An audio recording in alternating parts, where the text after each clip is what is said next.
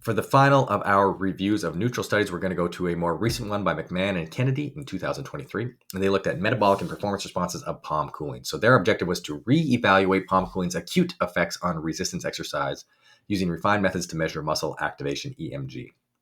So they had 11 resistance-trained men, 4 sets of bench press, 80% one rep max to failure, 3-minute rests. And they had 3 different interventions. There was cooling at 10 degrees Celsius for 60 seconds during each 3-minute rest, 15 degrees Celsius for 60 seconds during each 3-minute rest, and then thermal neutral conditions as well. EMG was recorded, performance, reps, power set, all of that good stuff was recorded. So the key findings they came up with is that palm cooling, either at 10 or at 15 Celsius for 60 seconds, 1 minute, did not improve performance versus control. They also found that repetitions declined each set in all conditions. So the fatigue decay curve, as you would expect through successive sets of exercise to failure.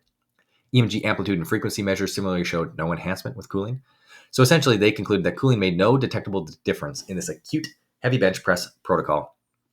And the authors explicitly conclude that palm cooling is not recommended as an acute ergogenic age for high intensity resistance exercise. So a very strong conclusion.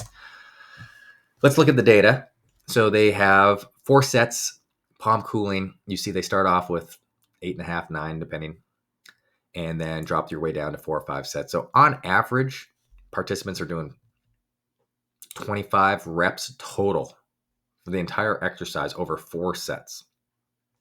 And we see a fairly normal decay curve.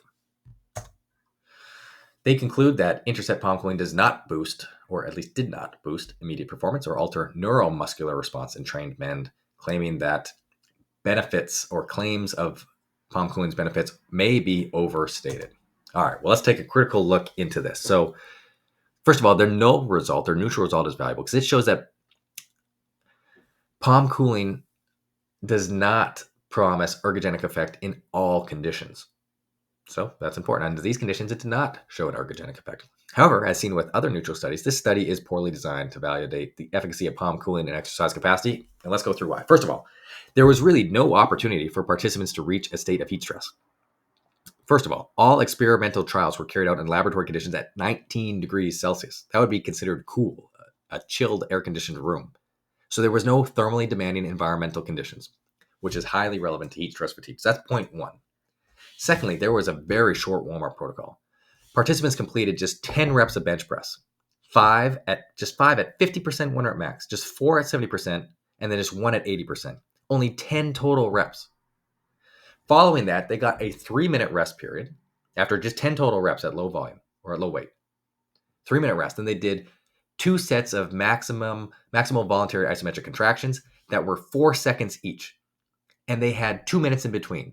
So 10 reps, 3 minutes of break, 4 seconds, 2 minutes, 4 seconds, and then another 5 minutes of break. So they did a total of 10 reps plus 8 extra seconds prior with 10 minutes of rest in cool air-conditioned conditions. So they're starting this exercise in completely normal thermal conditions. And this study did not evaluate or measure core temperature. So there is no way to validate, they have no way to prove that there was any heat stress at all. And the whole purpose behind palm cooling and thermoregulation is to alleviate the burden of heat stress. And it just doesn't seem that there's any possibility for there to be heat stress in this study design. Then they followed that up with only 4 sets of trial. Very short. Total of 25 reps, so very, very low volume. Of their 3-minute rest period, they only applied the cooling intervention for 1 minute.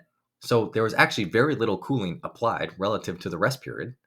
And the only temperature measurement they did was palm skin temperature, which really has nothing to do with the neural mechanisms of central fatigue and of thermal heat stress. So they're evaluating the neural effect of neuromuscular inhibition, and they're not even evaluating any of the metrics or putting this body in the state where that would be a factor.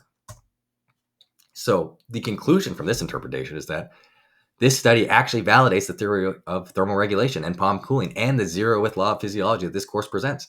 If thermal strain is low, cooling yields little benefit. It does not invalidate any of the evidence that heat is a factor, nor does it warrant the recommendation that palm cooling should not use or the conclusion that prior research is overstated.